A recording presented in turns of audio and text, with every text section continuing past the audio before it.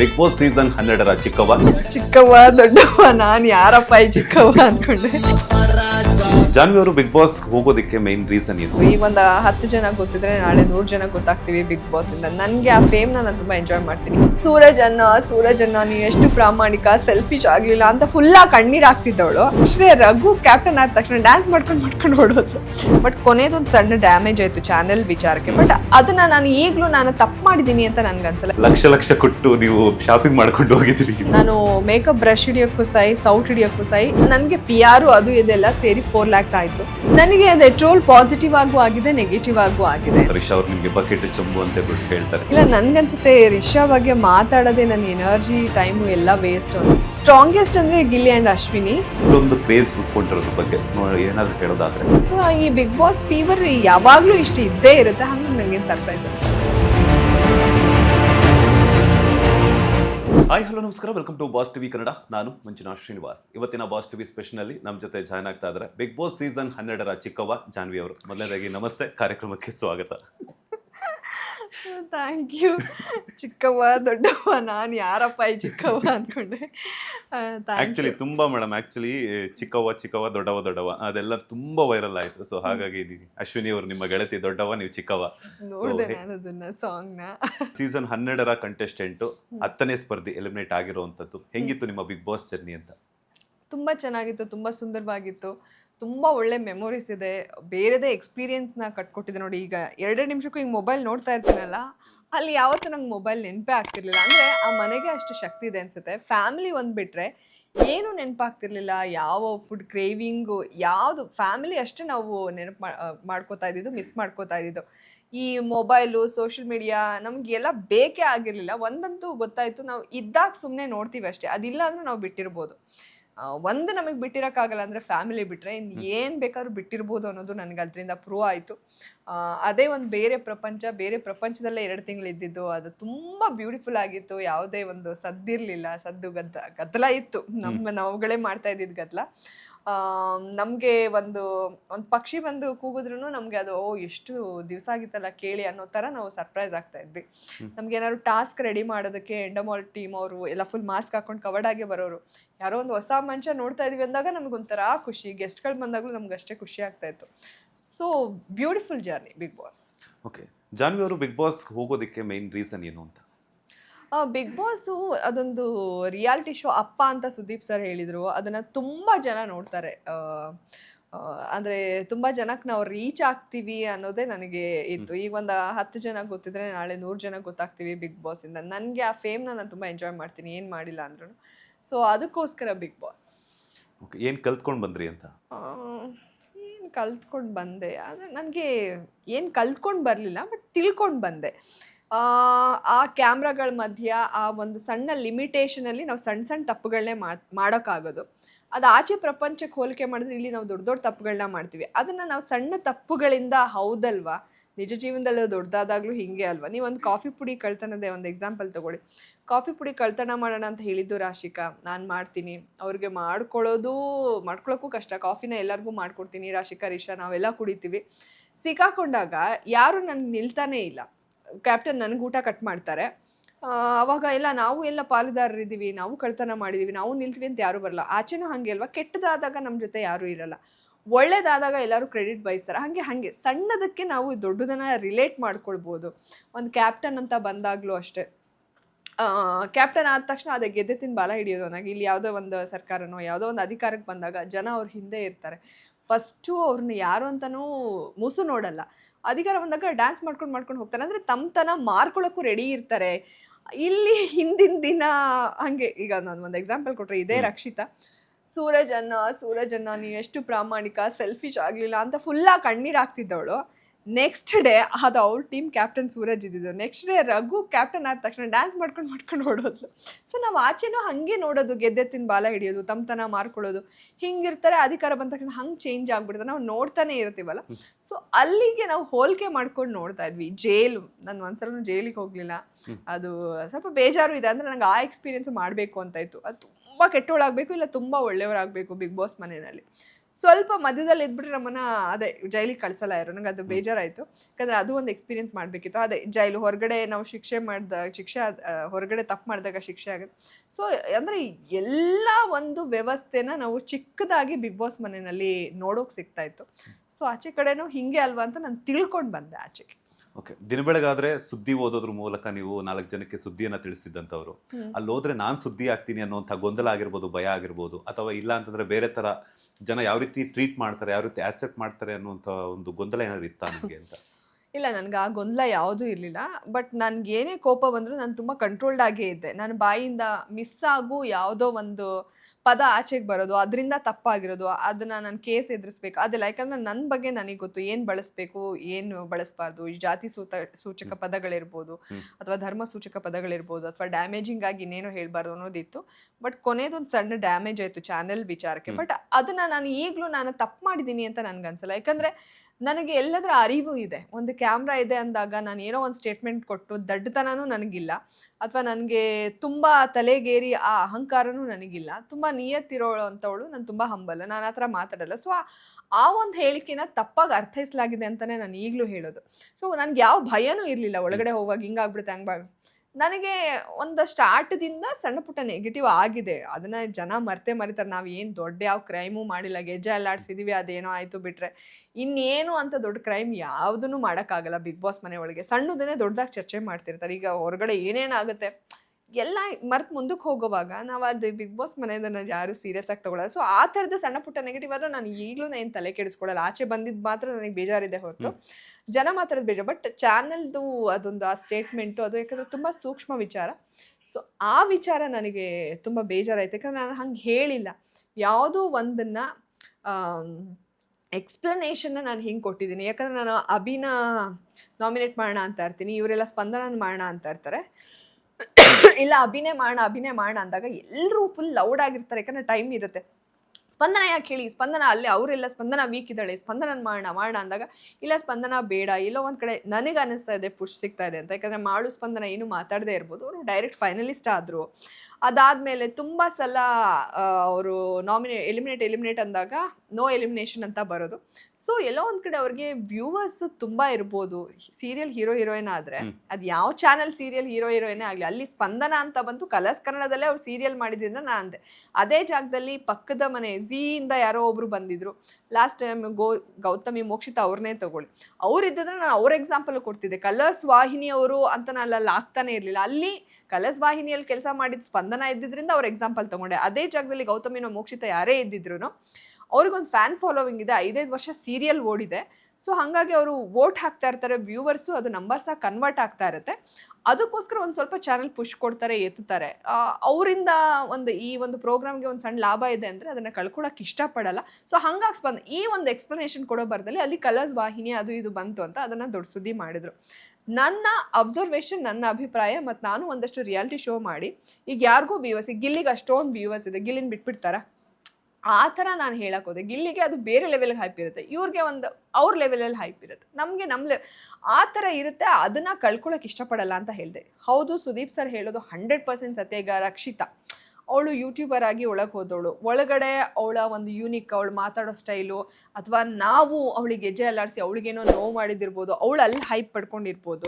So ಅವಳಿಗೂ ಒಂದು viewers ಹುಟ್ಟಕೊಂಡಿರ್ತಾರೆ. ಈಗ ಮತ್ತೆ ಅದೇನೋ ಸ್ವಲ್ಪ ನೆಗೆಟಿವ್ ಆಗ್ತಾ ಇರುತ್ತೆ, ಅದು ನಾಳೆ ಪಾಸಿಟಿವ್ ಆಗೋದು, ಅದು ಬೇರೆ ಬೇರೆ ಥರ. ಸೊ ಅದು ಅಷ್ಟೇ ಸತ್ಯ. ಇವ್ರುಗಳ ಒಂದು ಕೆಲಸದಿಂದ ಇವರು ಒಂದಷ್ಟು ವ್ಯೂವರ್ಸ್ನ ಪಡ್ಕೊಂಡು ಅದು ಆಟಕ್ಕೆ ಪ್ಲಸ್ ಆಗ್ಬೋದು, ಅದು ನಂಬರ್ಸಾಗಿ ಕನ್ವರ್ಟ್ ಆಗ್ಬೋದು ಅಂತ ಹೇಳೋ ಬರ್ದಲ್ಲಿ ನಾನು ಹೇಳಿದ್ದೆ ವಿನಃ ಅದನ್ನು ನಾನು ಖಂಡಿತ ತಪ್ಪು ಮಾಡಿಲ್ಲ. ಬಟ್ ಹೋಗೋ ಮುಂಚೆ ನನಗೆ ಯಾವ ಗೊಂದಲ ಇರಲಿಲ್ಲ. ಯಾಕಂದರೆ ಗೊತ್ತು ನನಗೆ ಏನು ಮಾತಾಡಬೇಕು ಏನು ಮಾತಾಡಬಾರ್ದು ಅನ್ನೋದು. ಅದರಲ್ಲೂ ಏನೋ ತಪ್ಪಾಗಿ ಅರ್ಥೈಸ್ಕೊಂಡು ಇದಾಗಿದ್ರ ಬಗ್ಗೆನೂ ನನಗೆ ಈಗಲೂ ಏನು ಅನಿಸಲ್ಲ. ಅಂದರೆ ಏನೋ ಆಗಿದೆ ಅಂದರೆ ಏನಕ್ಕೋ ಆಗಿರುತ್ತೆ ಅದು. ನನಗಂತೂ ಈಗಲೂ ಯಾವ ಗಿಲ್ಟು ಇಲ್ಲ, ನಾನು ಮಾತಾಡಿರೋದ್ರಲ್ಲಿ ಯಾವ ತಪ್ಪು ಇಲ್ಲ. ಒಂದು ಚಾನೆಲ್ ಬಗ್ಗೆ ಮಾತಾಡೋಷ್ಟು ನಾನು ದೊಡ್ಡವಳು ಅಲ್ಲ, ಅಷ್ಟು ಕೆಟ್ಟವಳು ಅಲ್ಲ, ಯಾವ ದಡ್ಡಿನೂ ಅಲ್ಲ. ಇದೇ ಸಂಸ್ಥೆ ನನಗೆ 3 ವರ್ಷ ಅನ್ನ ಹಾಕಿದೆ, ಬ್ಯಾಕ್ ಟು ಬ್ಯಾಕ್ ಪ್ರೋಗ್ರಾಮ್ಗಳನ್ನ ಕೊಟ್ಟಿದೆ, ನನಗೆ ಇದರಿಂದ ತುಂಬ ಜನಮನ್ನಣೆನೂ ಸಿಕ್ಕಿದೆ. ಸೊ ಅದನ್ನು ಮರೆಯೋಳಂತೂ ನಾನಲ್ಲ. ಉದಯ ನ್ಯೂಸಲ್ಲಿ ನನಗೆ ಕೆಲಸ ಕೊಟ್ಟಂಥ ಜಯಶ್ರೀ ಮ್ಯಾಮಿಂದ ಹಿಡಿದು ಇಲ್ಲಿವರೆಗೂ ಕೆಲಸ ಕೊಟ್ಟಿರೋ ಪ್ರಕಾಶ್ ಸರ್ನ ನಾನು ಯಾವತ್ತೂ ಮರೆಯೋಳ ಅಲ್ಲ. ಅದ್ರ ಮಧ್ಯದಲ್ಲಿ ತುಂಬ ಜನ ನಮಗೆ ಸಪೋರ್ಟ್ ಆಗಿ ನಿಂತಿರ್ತಾರೆ, ಕೆಲಸಗಳನ್ನ ಕೊಟ್ಟಿರ್ತಾರೆ. ಸೊ ಹಾಗಾಗಿ ನಾನು ಅದೇ ಸಂಸ್ಥೆ ಬಗ್ಗೆ ಮಾತಾಡೋಷ್ಟು ದೊಡ್ಡೋಳ ಅದನ್ನು ತಪ್ಪಾಗಿ ಅರ್ಥೈಸಿರೋದು ನನಗೆ ಬೇಜಾರಿದೆ. ಓಕೆ, ಎಲ್ಲೋ ಒಂದು ಕಡೆ ನೀವು ಒಳಗಡೆ ಹೋಗಬೇಕು ಅಂತಂದಾಗ ಒಂದಷ್ಟು ರೂಲ್ಸ್ ಆ್ಯಂಡ್ ರೆಗ್ಯುಲೇಷನ್ಸ್ನ ಫಾಲೋ ಮಾಡಬೇಕಾಗುತ್ತೆ. ಈಗ ತಾನೇ ಹೇಳಿದ್ರಿ ನೀವು ಚಾನಲ್ ಬಗ್ಗೆ ಮಾತಾಡಿಲ್ಲ ಅಂತ ಹೇಳ್ಬಿಟ್ಟು. ಡ್ರೆಸ್ಸಿಂಗ್ ರೂಮಲ್ಲಿ ನೀವು ಮತ್ತೆ ಅಶ್ವಿನಿ ಅವರು ಮೈಕ್ ತೆಗೆದು ಮಾತಾಡುವಂಥ ವಿಚಾರ, ಯಾಕಂತಂದರೆ ರೂಲ್ಸನ್ನು ಫಾಲೋ ಮಾಡಬೇಕು ಅನ್ನುವಂಥದ್ದು ನಮ್ಮ ಅಗ್ರಿಮೆಂಟಲ್ಲಿ ಮೆನ್ಷನ್ ಆಗಿರುತ್ತೆ. ಅದನ್ನು ಯಾಕೆ ಬ್ರೇಕ್ ಮಾಡಿದ್ರಿ? ಇಲ್ಲ, ಅದು ನಾವು ಬೇಕು ಅಂತ ಬ್ರೇಕ್ ಮಾಡಲಿಲ್ಲ. ಹೌದು, ಒಂದ್ಸಲ ಆಲ್ರೆಡಿ ತಪ್ಪಾಗಿತ್ತು. ನಾವು ಡ್ರೆಸ್ಸಿಂಗ್ ರೂಮಲ್ಲಿ ಮಾತಾಡ್ಕೊಂಡಿದ್ದೀವಿ ಅಂತ ಅಶ್ವಿನಿ ಅವ್ರು ಹೇಳಿದಾಗ ಬಿಗ್ ಬಾಸು ಅದನ್ನು ಸೀರಿಯಸ್ ಆಗಿ ಒಳಗಡೆ ಹೋಗಿ ಏನೇನು ಮಾತಾಡ್ತಾರೋ ಇವ್ರು, ಯಾಕಂದರೆ ನಾವು ಒಳಗಡೆ ಹೋಗ್ತೀವಿ, ಒಬ್ರಿಗಿಂತ ಹೆಚ್ಚು ಜನ ಹೋಗೋಂಗಿಲ್ಲ ಅಂತ ಇತ್ತು. ಬಟ್ ನಮ್ಮದು ಹೆಣ್ಮಕ್ಳದು ಹುಕ್ಕು ಅಂತೆಲ್ಲ ಬಂದಾಗ ಯಾರು ಹೆಲ್ಪಿಗೆ ಬೇಕೇ ಬೇಕಾಗಿತ್ತು, ಸೀರೆ ಎಲ್ಲ ಉಡ್ಸೋದಕ್ಕೆ ಎಲ್ಲ. ಅವಾಗ ಹೋದಾಗಲೂ ನಾವು ಅಲ್ಲಿ ಮೈಕ್ ನೇತು ಹಾಕ್ಬಿಟ್ಟೇ ಮಾತಾಡ್ತಾ ಇರ್ತೀವಿ. ಏನೋ ಮಾತಾಡುವಾಗ ಏನೋ ಕಾಮಿಡಿ ನಾನು ಮಾಡ್ತೀನಿ, ಅದು ಒಂದು ಸ್ವಲ್ಪ ನಮ್ಮ ಕಾಮಿಡಿ ಆಗಿದ್ದರಿಂದ ನಾನು ನಿಧಾನಕ್ಕೆ ಹೇಳ್ತೀನಿ, ನಿಧಾನ ವಾಯ್ಸಲ್ಲಿ. ಅವರು what's wrong with you John ಅಂತ ಏನೋ ಹಂಗೆ ಅಂತಾರೆ. ಸೊ ಅವಾಗ ಬಿಗ್ ಬಾಸ್ ಪಿಸುದನಿಯಲ್ಲಿ ಮಾತನಾಡುವಲ್ಲ ಅಂತಾರೆ, ಅಂದರೆ ತಮಾಷೆ ಮಾಡೋಕೆ ಹೋಗಿ ಏನೋ ಚೇಂಜ್ ಮಾಡುವಾಗ ಏನೋ ಟಾಪಿಕ್ ಬರುತ್ತೆ. ಸೊ ಹಂಗೆ ಇದು ಮಾಡಿದ ಹೊರತು ಇಂಟೆನ್ಷನಲಿ ನಾವು ಅಲ್ಲಿ ಹೋಗಿ ಮಾತಾಡೋಣ ಮೈಕ್ ಪಿಚ್ ಅಂತ ಹೋಗಿದ್ದಾರೆ. ಚೇಂಜಿಂಗಿಗೆ ಹೋದಾಗ ಏನೋ ಕಾಮಿಡಿ ನಾನು ನಿಧಾನಕ್ಕೆ ಹೇಳ್ತಾ ಇದ್ದೆ, ಮೈಕ್ ಇರಲಿಲ್ವಲ್ಲ ಅಂತ. ಸೊ ಅಲ್ಲಿ ನಾವು ಸಿಕ್ಕಾಕೊಂಡು ಬೈಸ್ಕೊಂಡ್ವಿ, ಡೈರೆಕ್ಟ್ ನಾಮಿನೇಷನ್ಗೂ ಬಂದ್ವಿ. ಅವಾಗಲೂ ನಗ್ತಾ ಇದ್ರಲ್ಲ ಅಂತ ಎಲ್ಲ ಬೈಸ್ಕೊಂಡಿದ್ದೆ. ಅದಾದಮೇಲೆ ತುಂಬ ಕಾನ್ಷಿಯಸ್ ಆಗಿರ್ತಿದ್ದೆ, ಇಲ್ಲಿ ಬಂದಿದ್ದೀವಿ, ನಾವು ಪಿಸುದನಿಯಲ್ಲಿ ಮಾತಾಡ್ಬಾರ್ದು, ಏನೇ ಮಾತಾಡಿದ್ರು ಗಟ್ಟಿಯಾಗಿ ಮಾತಾಡೋಣ, ಜೋರಾಗಿ ಮಾತಾಡೋಣ ಅಂದ್ಕೊಂಡು, ಅದು ಗೊತ್ತಾಗದೆ ತಪ್ಪು ಮಾಡಿದ್ದು.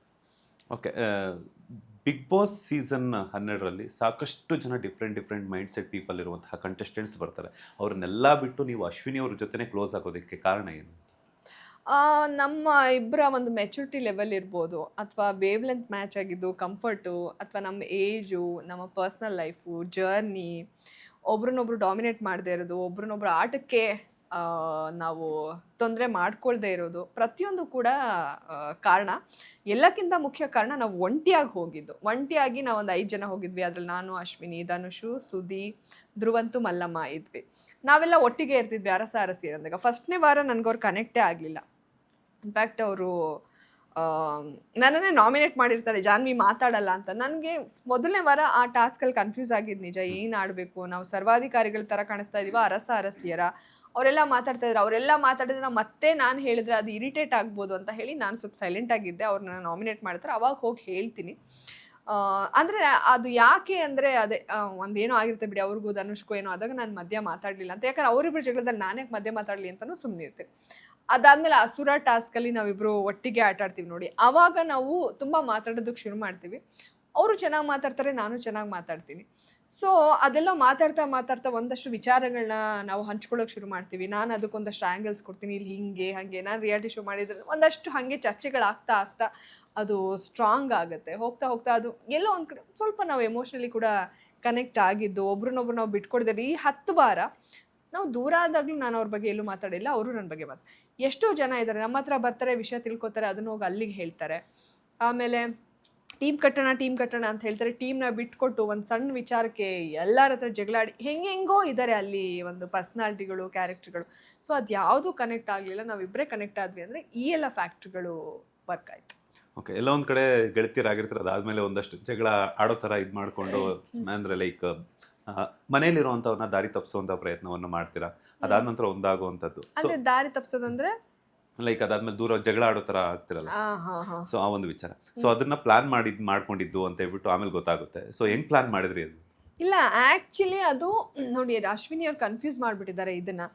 ಫಸ್ಟ್ ನಾವು ಪ್ಲ್ಯಾನ್ ಮಾಡಿರ್ತೀವಿ ವೀಕೆಂಡಲ್ಲಿ. ಸುದೀಪ್ ಸರು ಅದೇ ನೀವಿಬ್ಬರು ಒಟ್ಟಿಗೆ ಏನೋ ಸ್ವಯಂ ಘೋಷಿತ ಜಂಟಿಗಳು, ನೀವು ಒಂಟಿಯಾಗಿ ಕಳ್ಸರಿ, ಇಬ್ಬರು ಜಂಟಿಗಳಾಗಿದ್ದೀರಾ ಅನ್ನೋ ಥರ ಹೇಳಿದಾಗ, ಇಲ್ಲ ನಾವು ಒಂಚೂರು ಆಟ ಬದಲು ಮಾಡ್ಕೋಬೇಕು, ಏನು ಮಾಡಿಬಿಡೋಣ, ದೂರ ಇದ್ಬಿಡೋಣ, ಆ ಥರ ಎಲ್ಲ ನಾವು ಮಾತಾಡ್ಕೋತೀವಿ.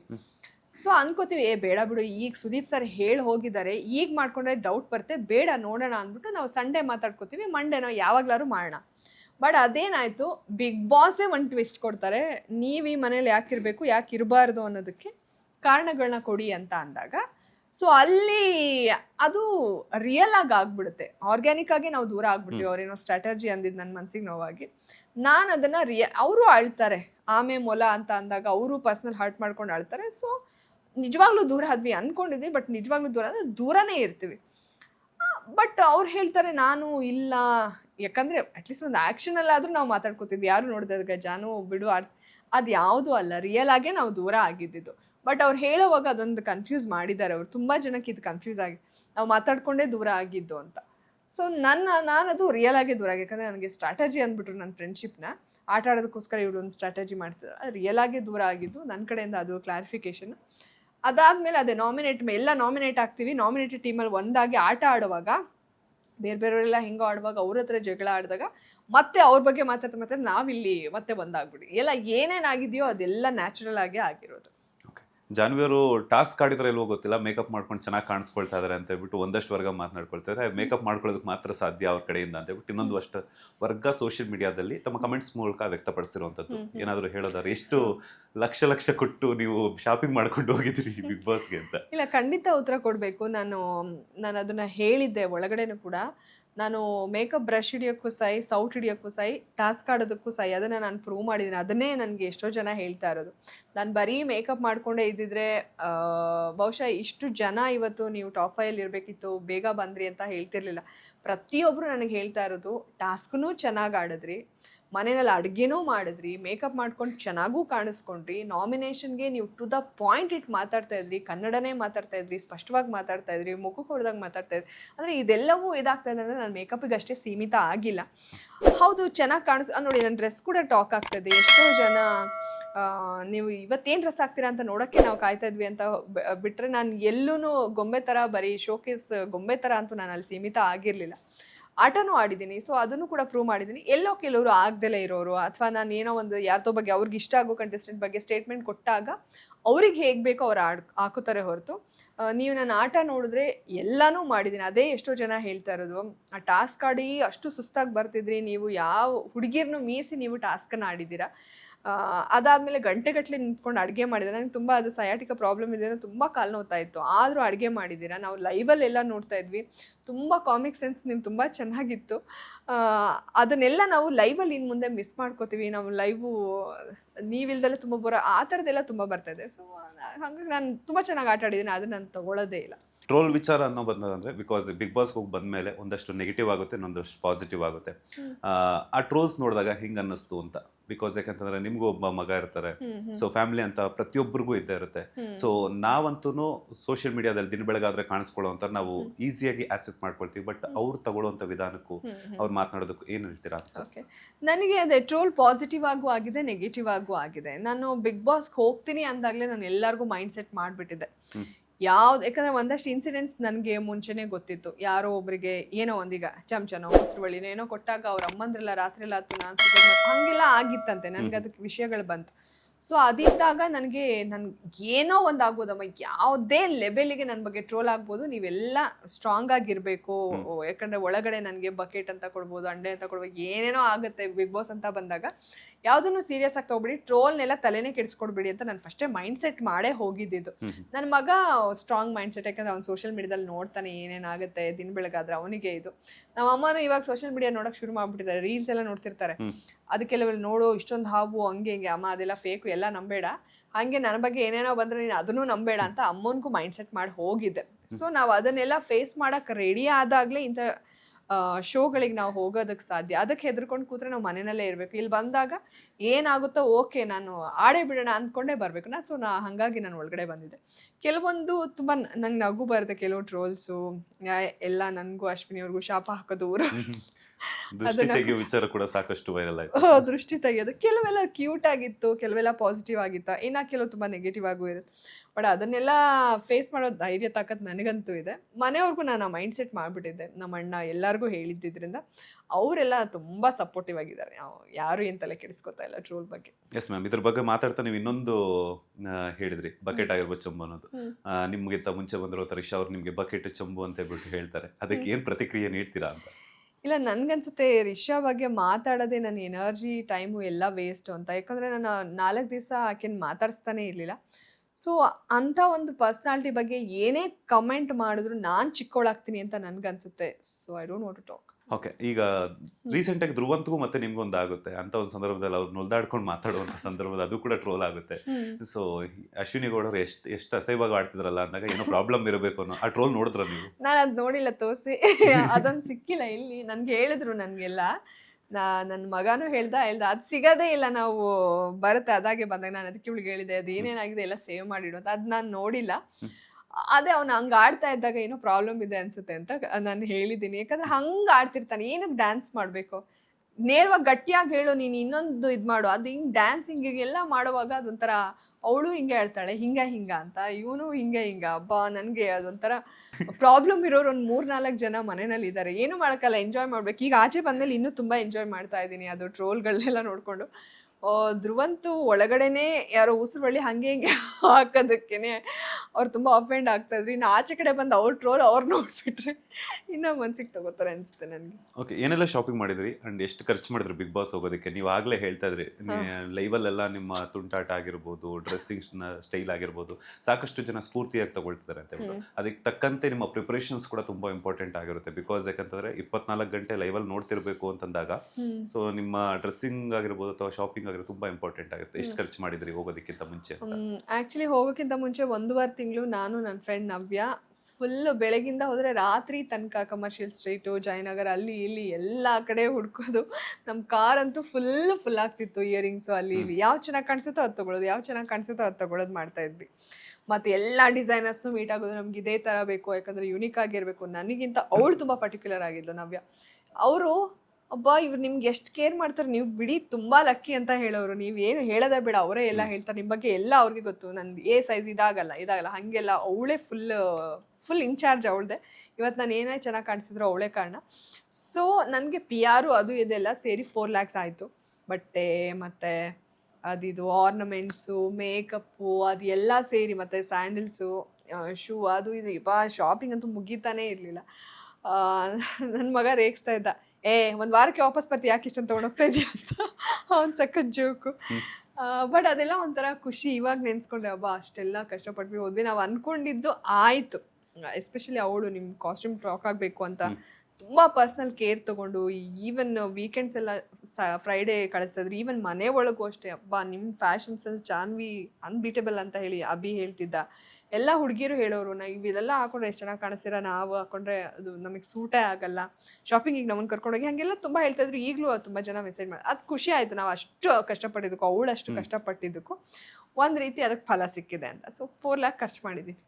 ಓಕೆ, ಈ ವೀಕೆಂಡಲ್ಲಿ ಇನ್ನೊಂದು ಕಿಚ್ಚ ಸುದೀಪ್ ಅವರೊಟ್ಟಿಗೆ ಚರ್ಚೆ ಆಗುತ್ತೆ. ಬಿಗ್ ಬಾಸ್ ಮನೆಯಲ್ಲಿ ಗಂಡಸರು ಯಾರು ಮ್ಯಾನ್ಲಿಯಾಗೇ ಇಲ್ಲ. ಇಲ್ಲ, ಅದು ನಾನು ಯಾವ ಅರ್ಥದಲ್ಲಿ ಹೇಳಿದೆ ಅಂದರೆ, ಯಾರು ಗಡ್ಸಿಲ್ಲ, ಖಡಕ್ಕಿಲ್ಲ ಅಂತ. ಅಂದರೆ ಯಾರೂ ನೇರವಾಗಿ ಜೋರಾಗಿ ಮಾತಾಡ, ಒಂದು ಸ್ವಲ್ಪ ಧ್ರುವಂತ ಮಾತಾಡ್ತಾನೆ, ಅದು ಬಿಟ್ಟರೆ ಇನ್ನೆಲ್ಲ ಸಾಫ್ಟೇ, ಸುಮ್ಮನೆ ಕೂತಿರ್ತಾರೆ. ಯಾಕೆ ಬೇಕು, ನಮ್ಗೆ ಯಾಕೆ ಬೇಕು ಅಂತ ಟು ದ ಪಾಯಿಂಟು ಮಾತಾಡಲ್ಲ, ಜಾಸ್ತಿನೂ ಮಾತಾಡಲ್ಲ. ಅವ್ರಾಯ್ತು, ಅವ್ರ ಪಾಡಾಯ್ತು, ಒಂಥರ ಸೇಫ್ ಗೇಮ್ ಥರ, ಏನೋ ಡಲ್ ಥರ, ತುಂಬ ಸೋಬರಾಗಿ ಸೈಲೆಂಟ್ ಆಗಿರ್ತಾರೆ ಅನ್ಸುತ್ತೆ ನನಗೆ. ಹೋದ ವೀಕು ಅಲ್ಲ, ಅದು ಲಾಸ್ಟ್ ವೀಕಲ್ಲೆಲ್ಲ ನನಗೆ ಬಹಳ ಖುಷಿ ಆಗೋದು ಕೆಲವ್ರನ್ನೆಲ್ಲ ನೋಡಿದಾಗ.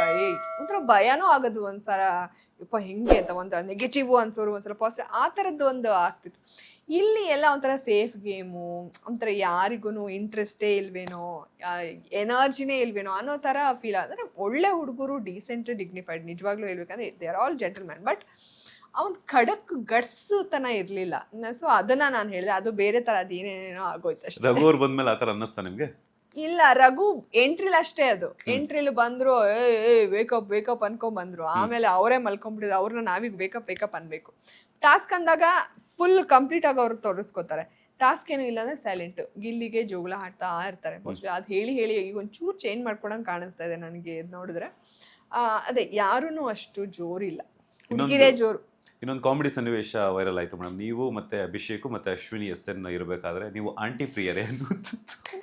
ಇಲ್ಲ, ಅವ್ನು ನಂಗೆ ತುಂಬ ನಿಮ್ಮ ಡ್ರೆಸ್ಸಿಂಗ್ ಸೆನ್ಸ್ ತುಂಬ ಚೆನ್ನಾಗಿದೆ ಜಾನ್, ಹಾಗೆ ಹಿಂಗೆ ಅಂತ ಹೇಳುವಾಗ ನನಗೆ ಅಲ್ಲಿ ಆ್ಯಶ್ ಅಂತ ಕರಿತಾ ಇದ್ದೀನಿ ಅವಳ.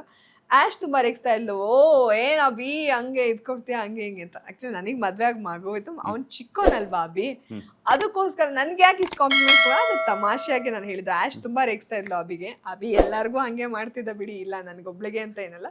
ಸೊ ನಾನು ಅವಾಗ ಹಂಗೆ ಅಂದೆ, ಅದೇ ಸ್ವಲ್ಪ ಟ್ರೋಲ್ ಆಗಿದೆ ಅಂತ ಹೇಳಿದ್ರು. ನಿಮ್ಮ ಪ್ರಕಾರ ಸ್ಟ್ರಾಂಗೆಸ್ಟ್ ಕಂಟೆಸ್ಟೆಂಟ್ ಯಾರು, ತುಂಬ ವರಸ್ಟ್ ಕಂಟೆಸ್ಟೆಂಟ್ ಅಂದರೆ ಯಾರು ಅಂತ? ಸ್ಟ್ರಾಂಗೆಸ್ಟ್ ಅಂದರೆ ಗಿಲ್ಲಿ ಆ್ಯಂಡ್ ಅಶ್ವಿನಿ, ಅದಾದ್ಮೇಲೆ ರಕ್ಷಿತಾ, ಇನ್ನು ಉಳ್ದವರೆಲ್ಲ ವರ್ಸ್ಟ್. ಓಕೆ, ಯಾರು ವೀಕೆಸ್ಟ್? ಓಕೆ, ನಿಮ್ಮ ಪ್ರಕಾರ ಯಾರು ತುಂಬ ಮೈಂಡ್ ಗೇಮ್ ಅಥವಾ ಸ್ಟ್ರಾಟಜಿ ಮಾಡ್ತಿದ್ದಾರೆ ಅಂತ? ರಕ್ಷಿತಾ ಆ್ಯಂಡ್ ಗಿಲ್ಲಿ. ಹೊರಗಡೆ ಬಂದಮೇಲೆ ಅವರ ಸೋಷಿಯಲ್ ಮೀಡಿಯಾದಲ್ಲಿ ಅವರ ಬಗ್ಗೆ ಮಾತನಾಡ್ತಿರುವಂಥದ್ದಾಗಿರ್ಬೋದು, ಇಷ್ಟೊಂದು ಕ್ರೇಜ್ ಉಟ್ಕೊಂಡಿರೋದ್ರ ಬಗ್ಗೆ ಏನಾದರೂ ಹೇಳೋದಾದರೆ ಗಿಲ್ಲಿ ಬಗ್ಗೆನಾ? ಗಿಲ್ಲಿ ಅಥವಾ ರಕ್ಷಿತಾ ಇಷ್ಟೊಂದು, ಯಾಕಂದರೆ ಸಾಕಷ್ಟು ಜನ ಸೋಷಿಯಲ್ ಮೀಡಿಯಾದಲ್ಲಿ ಗಿಲ್ಲಿ ಗಿಲ್ಲಿ ಅಂತ ಹೇಳ್ಬಿಟ್ಟು ಕಮೆಂಟ್ಸ್ ಹಾಕುವಂಥದ್ದು, ಅವ್ರು ಸಪೋರ್ಟ್ ಮಾಡುವಂಥದ್ದಾಗಿರ್ಬೋದು ವ್ಯಕ್ತಪಡಿಸ್ತಾ ಇದ್ದಾರೆ. ಸೊ ಅದ್ರ ಬಗ್ಗೆ ಹೇಳೋದಾದ್ರೆ ನನ್ಗೇನು ಅನ್ಸಲ್ಲ, ಇಟ್ಸ್ ಕಾಮನ್. ಯಾಕಂದ್ರೆ ಪ್ರತಿ ಸಲ ಬಿಗ್ ಬಾಸ್ ಅಂತ ಬಂದಾಗ ಅದ್ರ ಹವಾ ಫೀವರ್ ಹೈಯೇ ಇರುತ್ತೆ. ಹಿಂದೆ ನೀವು ಡ್ರೋನ್ ಪ್ರತಾಪ್ ಎಲ್ಲ ತಗೋಬಹುದು, ಅವ್ರಿಗೆಲ್ಲ ಹೆಂಗೆ ಒಂದ್ ಲೈಕಿಗೆ ಲಕ್ಷ ಕಮೆಂಟು, ಅವ್ರು ಸಾರಿ ಕೇಳೋ ತನಕ ಇಶಾನಿಗೆಲ್ಲ ಅದೆಲ್ಲ ನೋಡಿದ್ವಿ ನಾವು. So every time Bigg Boss ಬಂದಾಗ ಆ ಫೀವರು, ಆ ಒಂದು ಕ್ರೇಜ್ ಹೈಯಲ್ಲಿ ಇದ್ದೇ ಇರುತ್ತೆ. ಸೊ ಹಾಗಾಗಿ ನನಗೆ ಅದೇನು ಸರ್ಪ್ರೈಸ್ ಅಂತ ಏನು ಅನ್ನಿಸ್ತಾ ಇಲ್ಲ. ನೆಕ್ಸ್ಟ್ ಸೀಸನ್ ಬರೋ ತನಕ, ನೆಕ್ಸ್ಟ್ ಸೀಸನ್ ಇನ್ಯಾರು ಇಷ್ಟಪಟ್ಟಾಗ ಅವ್ರಿಗೂ ಹಿಂಗೆ ಮಾಡ್ತಾರೆ, ಆದರೆ ನೆಕ್ಸ್ಟ್ ಸೀಸನ್ ಅವ್ರನ್ನ ಬಿಡ್ತಾರೆ, ಹಾಗೆ ಅದು ಕಂಟಿನ್ಯೂ ಆಗುತ್ತೆ. ಸೊ ಈ ಬಿಗ್ ಬಾಸ್ ಫೀವರ್ ಯಾವಾಗಲೂ ಇಷ್ಟು ಇದ್ದೇ ಇರುತ್ತೆ, ಹಂಗಾಗಿ ನಂಗೇನು ಸರ್ಪ್ರೈಸ್ ಅನ್ಸಲ್ಲ. ಎಸ್, ಹಳೆ ಸೀಸನ್ನ ಕಂಟೆಸ್ಟೆಂಟ್ಸ್ ಬಂದಾಗ ನಿಮ್ಗೆ ಏನು ಅನ್ನಿಸ್ತು ಅಂತ? ಬಿಕಾಸ್ ಇವರು ಏನು ನಮ್ಮ ಕಾಂಪಿಟೇಷನ್ ಕೊಡ್ತಾರೆ ಅಂತ ಅನ್ನಿಸ್ತಾ, ಈಗ ರಜತ್ತು ಮತ್ತೆ ಚೈತ್ರ ಕುಂದಾಪುರ ಅವ್ರು ಉಳ್ಕೊಂಡು ಮತ್ತೆ ವೈಲ್ಡ್ ಕಾರ್ಡ್ ಕಂಟೆಸ್ಟೆಂಟ್ಸ್ ಆಗಿ ಮತ್ತೆ ಸರ್ವೈವ್ ಆಗ್ತಿರುವಂಥದ್ದು. ಸೊ ಅವ್ರು ಬಂದಾಗ ನಮಗೆ ಯಾರನ್ನೇ ಅಲ್ಲಿ ಹೊಸದಾಗಿ ಹೊಸ ಮುಖಗಳು ನೋಡಿದಾಗ ಖುಷಿನೇ ಆಗುತ್ತೆ. ಅವರೆಲ್ಲ ಬಂದಾಗ ತುಂಬ ಖುಷಿನೇ ಆಯಿತು. ಅವ್ರನ್ನೆಲ್ಲ ತುಂಬ ಚೆನ್ನಾಗಿ ಟ್ರೀಟ್ ಮಾಡಿದ್ವಿ, ಚೆನ್ನಾಗಿ ಅಡುಗೆ ಮಾಡಿಕೊಟ್ವಿ, ಅವರು ಎಲ್ಲ ತಿಂದು ತುಂಬ ಖುಷಿ ಪಟ್ಟರು. ಆಮೇಲೆ ಸಣ್ಣ ಪುಟ್ಟ ಗಿಲ್ಲಿ ಜೊತೆನೂ ಅದೆಲ್ಲ ಜಗಳ ಆಯಿತು, ಅದು ಬೇಜಾರು ಮಾಡಿಕೊಂಡ್ರು. ಅದರ ಆಚೆಗೆ ಉಳಿತಾರೆ ಅಂತ ಅವರೇ ಹೇಳ್ತಾ ಇದ್ರು ಇಬ್ಬರು ಕಂಟೆಸ್ಟೆಂಟ್ ಯಾರು. ನನಗೆ ನಂಬಿಕೆ ಬರ್ತಿರ್ಲಿಲ್ಲ, ಏನು ಅದೇ ಹಳೆ ಮುಖಗಳನ್ನ ಯಾರು ನೋಡ್ತಾರೆ ಅಂದರೆ, ಆಲ್ರೆಡಿ ಇವಾಗ ಕನೆಕ್ಟ್ ಆಗಿ ರೀಚ್ ಆಗಿ ಅವ್ರ ಬಗ್ಗೆ ಎಲ್ಲ ತಿಳ್ಕೊಂಡ್ಮೇಲೆ ಮತ್ತೆ ಅವ್ರನ್ನೇ ಹಾಕಿದ್ರೆ ಯಾರು ನೋಡ್ತಾರಪ್ಪ ಅನ್ನೋ ಥರ ಫೀಲ್ ಇತ್ತು. ಬಟ್ ಅದೇ ನೀವು ಹೇಳಿದಾಗ ಇನ್ನೂ ಏನೋ ಟ್ವಿಸ್ಟ್ ಇದೆ ಅಂತ, ಅದೇ ಮೋಸ್ಟ್ಲಿ ಸುಜಾ ಹೇಳ್ತಾ ಇದ್ರು ಏನೋ ಟ್ವಿಸ್ಟ್ ಇದೆ ಅಂತ. ಬಹುಶಃ ಇವ್ರು ಹೋಗಿ ಅದಾದ್ಮೇಲೆ ಇನ್ಯಾರೋ ಇನ್ನಿಬ್ರು ಬರ್ಬೋದೇನೋ ಆ ಥರ ಅನಿಸುತ್ತೆ. ಗೆಸ್ಟ್ ಅಷ್ಟೇ, ಅವ್ರ ಕಂಟೆಸ್ಟೆಂಟ್ಸ್ ಅಲ್ವೇನೋ ಅಂತ ನನಗೆ ಅನ್ನಿಸ್ತಾ ಇದೆ.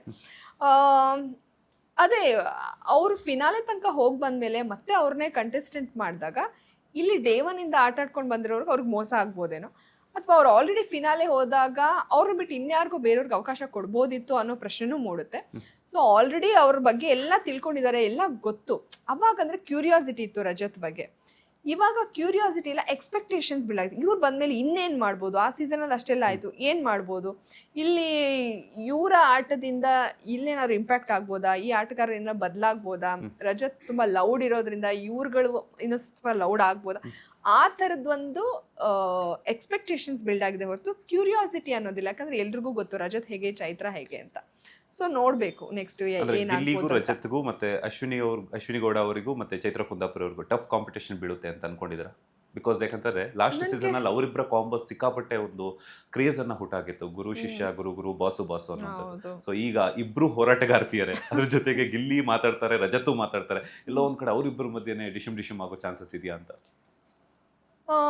ಗೊತ್ತಿಲ್ಲ. ಆದ್ರೂ ಆಗ್ಬೋದು, ಆಗ್ದಲೇನೂ ಇರ್ಬೋದು. ಆ ಥರ ಸಿಚುವೇಶನ್ ಕ್ರಿಯೇಟ್ ಆದರೆ ಖಂಡಿತ ಆಗುತ್ತೆ. ಅವ್ರೇನೋ ಬಂದ್ಬಿಟ್ಟಿದ್ದಾರೆ, ಅವ್ರು ನಮ್ಮಿಬ್ರಿಗೋಸ್ಕರನೇ ಕರ್ಸಿದ್ದಾರೆ ಅಂತ ಅವ್ರು ಅನ್ಕೊಂಡು, ಅದು ಗೊತ್ತಿಲ್ಲ ಸಿಚುವೇಶನ್. ಅದು ಗಿಲ್ಲಿ ಮೇಲೇನೂ ಆಗ್ಬೋದು, ಬೇರೆಯವ್ರ ಮೇಲೇನೂ ಆಗ್ಬೋದು ಅಲ್ವಾ. ಇನ್ನು ತುಂಬ ಜನ ಇದಾರಲ್ಲ ಮನೆ ಒಳಗೆ, ಇನ್ನು 12 ಜನ ಇದಾರಲ್ವಾ. ಸೊ ಅವ್ರ ಮೇಲೇನೂ ಆಗ್ಬೋದು. ಇವರು ಅಂತಾನೆ ಹೇಳೋಕ್ಕಾಗಲ್ಲ. ಚೈತನ್ಯ ವಿರುದ್ಧ ಇನ್ನು ಬೇರೆ ಯಾರೋ ಹುಡುಗಿರ ಅವ್ರಿಗೂ ಆಗ್ಬೋದು. ಅದನ್ನು ನಾನು ಯಾವ ರೀತಿಯೂ ಜಡ್ಜ್ ಮಾಡೋಕ್ಕಾಗ್ತಾ ಇಲ್ಲ. ನೋಡಬೇಕು ಟಾಸ್ಕ್ ಹೆಂಗೆ ಬರುತ್ತೆ, ಸಿಚುವೇಶನ್ ಹೆಂಗೆ ಬರುತ್ತೆ, ಗೇಮ್ ಹೆಂಗೆ ಬರುತ್ತೆ, ಅದ್ರ ಮೇಲೆ ನಾವು ನೋಡ್ಬೋದು. ಇವ್ರಿಗೆ ಆಗುತ್ತೆ ಅಂತ ಹೇಳೋಕ್ಕಾಗಲ್ಲ. 12 ಜನ ವರ್ಸಸ್ ಅವರಿಬ್ರು ಅಲ್ವಾ. ಅವರಿಬ್ರು ಏನು ಗಿಲ್ಲಿಗೋಸ್ಕರನೇ ರಜತ್ ಬಂದಿಲ್ಲ, ಅಶ್ವಿನಿ ಅವ್ರಿಗೋಸ್ಕರನೇ ಚೈತ್ರ ಅವ್ರು ಬಂದಿಲ್ಲ. So 12 versus 2. ಸೊ ನೋಡಬೇಕು ನೆಕ್ಸ್ಟ್. ಎಸ್ ಮ್ಯಾಮ್, ಅತಿಯಾದ್ರೆ ಅಮೃತನೂ ಕೂಡ ವಿಷ ಆಗುತ್ತೆ ಅನ್ನುವಂಥದ್ದು ಇರುತ್ತೆ. ಗಿಲ್ಲಿ ಅವರು ತುಂಬಾ ಚೆನ್ನಾಗಿ ಆಡ್ತಾ ಇದ್ದಾರೆ, ತುಂಬಾ ಚೆನ್ನಾಗಿ ಫ್ಯಾನ್ ಬೇಸ್ ಅನ್ನ ಕ್ರಿಯೇಟ್ ಮಾಡ್ಕೊಳ್ತಾ ಇದ್ದಾರೆ. ಎಲ್ಲೋ ಒಂದ್ ಕಡೆ ಮೊನ್ನೆ ಕಿಚ್ಚ ಸುದೀಪ್ ಅವ್ರು ಹೇಳ್ತಾ ಇದ್ರು, ನಾವು ಬೆಳೆಯೋದಕ್ಕೆ ನಾಲ್ಗೇನೂ ಕಾರಣ, ಬೀಳೋದಕ್ಕೆ ನಾಲ್ಗೇನೂ ಕಾರಣ ಅಂತ ಹೇಳ್ಬಿಟ್ಟು. ಎಲ್ಲೋ ಒಂದ್ ಕಡೆ ಪರ್ಸನಲ್ ಆಗಿ ತುಂಬಾ, ಇವಾಗ ಮೊನ್ನೆ ತಂದಾಕೋ ವಿಚಾರ ಆಗಿರ್ಬೋದು, ವಾವ್ ಅನ್ನುವಂತ ಬರ್ತದಂದ್ರೆ ವ್ಯಾನ್ ಆ ಟಾಸ್ಕೇ ಆಗಿರ್ಬೋದು. ಬಟ್ ಎಲ್ಲೋ ಒಂದ್ ಕಡೆ ಪರ್ಸನಲ್ ಆಗಿ ನೀವು ಒಂದಷ್ಟು ದಿನಗಳ ಕಾಲ ಇದ್ದು ಬಂದಾಗ ಎಲ್ಲೋ ಒಂದ್ ಕಡೆ ನಿಮ್ಗೂ ಕೂಡ ಅವರ ಒಂದು ಕಾಮಿಡಿ ನಿಮ್ ಮನಸ್ಸಿಗೆ ಎಲ್ಲೋ ಒಂದ್ ಕಡೆ ಬೇಜಾರಾಗಿರುತ್ತೆ. ಏನ್ ಹೇಳ್ತೀರಾ ಅಂತ? ಹೌದು, ಇರಿಟೇಟ್ ಆಗಿದೆ. ಯಾಕಂದರೆ ನೀವು ಇಲ್ಲಿ 1.5 ಅವರಲ್ಲಿ ನೋಡಿರ್ತೀರ, ಅದು ಎಲ್ಲ ಎಡಿಟ್ ಮಾಡಿ ಒಂದಷ್ಟು ಹಾಕಿರ್ತಾರೆ. ಸೊ ಅದು ನಮಗೆ ಮಜಾ ಅನಿಸುತ್ತೆ, ಟ್ರೋಲ್ ಆಗುತ್ತೆ. ಅಫ್ಕೋರ್ಸ್ ಹೀ ಈಸ್ ಟ್ಯಾಲೆಂಟೆಡ್, ಮತ್ತು ಅವರು ಸ್ಪಾಂಟೇನಿಯಸ್ಸು ಎಲ್ಲ ಇದೆ. ಬಟ್ ಒಳಗಡೆ ಇದ್ದಾಗ ನಮಗೆ ಪದೇ ಸುಮ್ಮನೆ ಟ್ರಿಗರ್ ಮಾಡೋದು, ನಮ್ಮ ಸುಮ್ಮನೆ ಕೂತಿದ್ದಾಗ್ಲೂ ಎಳೆದು ಮಾತಾಡ್ಸೋದು, ಅಥವಾ ಇನ್ನೇನೋ ಡಿಗ್ ಮಾಡೋಕ್ಕೆ ಬರೋದು ಬಂದಾಗ ಸ್ವಲ್ಪ ಇರಿಟೇಟ್ ಆಗುತ್ತೆ. ಮತ್ತು ಕೆಲವೊಂದು ಕಾಮಿಡಿ ಓಕೆ ನಾವು ಹೋಗ್ಲಿ ಬಿಡು ನಮ್ಮ ಹುಡುಗ ಅಂದ್ಕೊಂಡು ಸಹಿಸ್ಕೊಂಡಿರ್ತೀವಿ, ಆದರೆ ಎಲ್ಲರೂ ಸಹಿಸಲ್ಲ. ಏನಿದು ಹಿಂಗೆ ಬರ್ತಾನಲ್ಲ ನಮ್ಮ ವಿಚಾರಕ್ಕೆ, ಕಾಮಿಡಿ ಎಷ್ಟು ಬೇಕೋ ಅಷ್ಟು ಮಾಡಬೇಕು, ಅದನ್ನು ಬಿಟ್ಟು ಈಗ ನಿಮ್ಮನ್ನೇ ಇಟ್ಕೊಂಡು, ಸೊ ನಿಮ್ಮ ಒಂದು ಏನೋ ಪರ್ಸನಾಲಿಟಿ ಸೈಲೆಂಟ್ ಆಗಿದ್ರೆ ಅದಕ್ಕೊಂದು ಹೇಳೋದು, ಮಾತಾಡಿದ್ರೆ ಅದಕ್ಕೊಂದು ಹೇಳೋದು, ಪದೇ ಮಾಡ್ತಾಯಿದ್ರೆ ಇರಿಟೇಟ್ ಆಗುತ್ತೆ. ಅದು ಒಳಗಡೆ ನಾವು 24/7 ನೋಡೋದ್ರಿಂದ ನಮ್ಗೆ ಇರಿಟೇಟ್ ಆಗಿದ್ದಿದೆ. ಸೊ ಆಚೆ ಕಡೆ 1.5 hour ಅದು ಎಂಟರ್ಟೈನಿಂಗ್ ಆಗಿ ಕಾಣಿಸ್ತಾ ಇದೆ. ಈಗ ನಾವು ಬಿಡಿ 60 ದಿನಕ್ಕೆ ಈಗ ಬಂದು ಹಿಂಗೆ ಹೇಳ್ತಿದ್ದೀವಿ, ಗೆಸ್ಟ್ಗಳು ಬಂದವರು ಅವರು ಅಯ್ಯೋ ಆಚೆ ಕಡೆಯಿಂದ ಫ್ಯಾನ್ ಆಗ್ಬಿಟ್ಟಿದ್ವಿ ನೋಡಿ, ಇಲ್ಲಿ ಒಳಗಡೆ ಬಂದಾಗ ಇರಿಟೇಟ್ ಆಗ್ತಾ ಇದೆ ಕಣೋ, ನಿಜವಾಗ್ಲೂ ನೀನು ಇರಿಟೇಟ್ ಆಗ್ತಾ ಇದೆಯಾ ಅಂತಾನೆ ರಜತ್ ಹೇಳಿದ್ರು. ಸೊ ಅದನ್ನ ಹತ್ರದಿಂದ ನೋಡಿದಾಗಲೇ ಗೊತ್ತಾಗೋದು ಏನು. ಎಸ್, ಒಂದು ರ್ಯಾಪಿಡ್ ಫೈರ್ ಇದೆ. ಸೊ ಒಬ್ಬೊಬ್ಬರ ಹೆಸರನ್ನ ಹೇಳ್ತಾ ಹೋಗ್ತೀನಿ, ಅವ್ರ ಬಗ್ಗೆ ನಿಮ್ಮ ಒಪಿನಿಯನ್ನ ಶೇರ್ ಮಾಡೋದಾದ್ರೆ. ಕರಿಬಸಪ್ಪ ಅವರು. Chest dancer. ಕಡಬಾಂ ಸತೀಶ್. ಅಯ್ಯೋ ಅವರ troll king. R J Amit. Amit actually ಒಳ್ಳೆ ಟಾಕೆಟಿವ್ ಇದ್ರು, ತುಂಬ ಚೆನ್ನಾಗಿ ಮಾತಾಡ್ತಾ ಇದ್ರು. ಬಟ್ ಅವ್ರಿಗೆ ಇನ್ನೊಂದು ಸ್ವಲ್ಪ ಸಮಯ ಸಿಗಬೇಕಿತ್ತು ಬಿಗ್ ಬಾಸ್ ಮನೆಯಲ್ಲಿ. ಚಂದ್ರಪ್ರಭಾ ಅವರು. ಅವರು ತುಂಬ ಒಳ್ಳೆ ಮನುಷ್ಯ, ಮುಗ್ಧ. ಮಲ್ಲಮ್ಮ ಗಟ್ಟಿಗೀತಿ. ಅಶ್ವಿನಿ ಅವರು ಬಿಗ್ ಬಾಸ್ ವಿನ್ ಆಗಬೇಕು ಒಂದು. ಇನ್ನೊಂದು ವೆರಿ ಸ್ಟ್ರೇಟ್ ಫಾರ್ವರ್ಡ್, ಒಳಗಡೆ ಏನು ಏನಂತಾರೆ ಒಳಗೊಂದು ಹೊರಗೊಂದು ಇಲ್ಲ, ಏನಂತಾರೆ ನಿಷ್ಕಲ್ಮಶ. ಮಂಜು ಭಾಷಿಣಿ ಅವರು ಒಳಗಡೆ ಇದ್ದಾಗ ನನಗೆ ಅವ್ರ ಬಗ್ಗೆ ಇಷ್ಟನೇ ಆಗ್ತಿತ್ತು. ಇನ್ಫ್ಯಾಕ್ಟ್ ಅವರು ಎಲಿಮಿನೇಟ್ ಆಗಿ ಹೋದಾಗ ನನಗೆ ಒಂಥರ ಮನೆ ಖಾಲಿ ಅವ್ರ ಬಗ್ಗೆ ನಾನು ಅವ್ರು ಕನೆಕ್ಟ್ ಆಗೇ ಇರಲಿಲ್ಲ. ಬಟ್ ನಂಗೆ ಮನೆ ಖಾಲಿ ಅನ್ಸೋದು ಇಷ್ಟ ಆಗೋರು. ಬಟ್ ಆಚೆ ಕಡೆ ಬಂದಮೇಲೆ ಅವ್ರ ಸ್ಟೇಟ್ಮೆಂಟ್ಸ್ ನೋಡಿದಾಗ ನನಗೆ ಏನಪ್ಪ ಮಂಜು ಭಾಷಿಣಿ ಅವ್ರು ಹಿಂಗೂ ಮಾತಾಡ್ತಾರೆ ಅಂತ ಅನ್ನಿಸ್ತು. ಅಶ್ವಿನಿ SN. ಆ್ಯಕ್ಚುಲಿ ಅವರು ತುಂಬ ಪೊಟೆನ್ಷಿಯಲ್ ಇತ್ತು ಅನ್ಸುತ್ತೆ, ಅದೃಷ್ಟ ಕೈ ಕೊಟ್ಟಿರ್ಬೋದು ಅವ್ರಿಗೆ. ಸ್ಪಂದನ. ಸೈಲೆಂಟ್. ಧನುಷ್ ಹೆಂಗೆ ಅಂದರೆ ಧನುಷಲ್ಲಿ ಒಂದು ಫೈರ್ ಇದೆ ಒಳಗಡೆ. ಅವ್ರು ಸುಮ್ಮನೆ ಅದನ್ನು ಅಂದರೆ ಹುದುಗಿ ಅದು ಆಟದಲ್ಲಿ ಕಾಣಿಸ್ತಾ ಇಲ್ಲ. ಸೊ ಅವ್ರು ಅದನ್ನು ಆಚೆಗೆ ಹಾಕಬೇಕು. ಧನುಷ್. ಮಾಡು ದೇವ್ರಂತ ಮನುಷ್ಯ, innocent. Abhishek. Gentle man. Dhruvanth. Mental man.